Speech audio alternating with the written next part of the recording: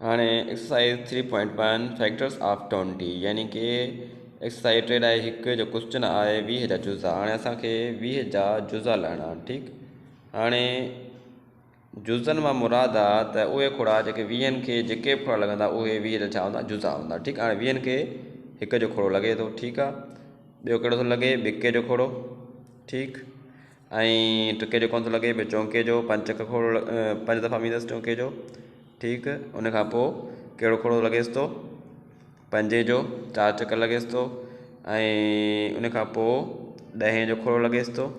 ठीकु आहे, ऐं उन खां पोइ हिन खे खोड़ो लॻे थो पंहिंजो पाण यानी कि 20 जो खोड़ो। ठीकु, हाणे इहे जेके आहिनि असां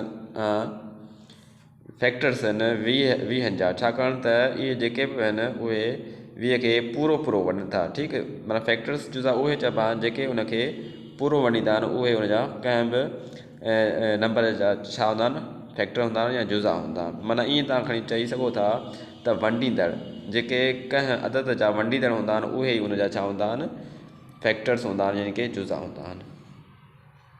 हाणे एक्सरसाइज 3.1 जो ॿियो क्वेश्चन आहे मल्टीपल्स ऑफ 6 यानी 6 जा जेके आहिनि उहे मल्टीपल्स कहिड़ा आहिनि। ठीकु आहे, हाणे उन लाइ असां छा कंदासीं, हाणे मिसाल जी ॻाल्हि आहे 6 ज़रबिया 1 बराबरि 1 चका 6। ठीकु, 6 ज़रबिया 2 बराबरि 2 चका 12।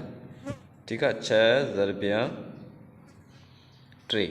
ठीकु, इज़ इक्वल टू 3 चका 18। ठीकु आहे, 6 ज़रबिया 4 बराबरि 4 चका 24। ठीकु, हाणे ईअं असां ज़रब कंदा हलंदासीं त इहे जेके ज़रबी दड़ आहिनि इहे छा थींदा, वधंदा वेंदा।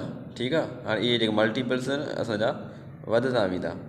ठीकु आहे, हाणे 6 जा जेके मल्टीपल्स आहिनि उहे असांजा ही आहिनि। ठीकु आहे, हीअ जेके आहिनि असांजा मल्टीपल्स आहिनि 6 जा। ठीकु आहे, ईअं असां जेकॾहिं ज़रब कंदा वेंदासीं, ठीकु आहे, तरतीब वार 1 2 3 4 5 6 7 त इहे छा आहिनि, लामहदूद आहिनि। मल्टीपल्स हमेशह छा हूंदा आहिनि, लामहदूद हूंदा आहिनि। ठीकु आहे, जॾहिं बि असां 6 खे या कंहिं बि अंग खे जेकॾहिं कंहिं सां ज़रब कयूं ऐं जेको जवाबु अचे त उहो उनजो छा हूंदो आहे, मल्टीपल हूंदो आहे। ठीकु आहे।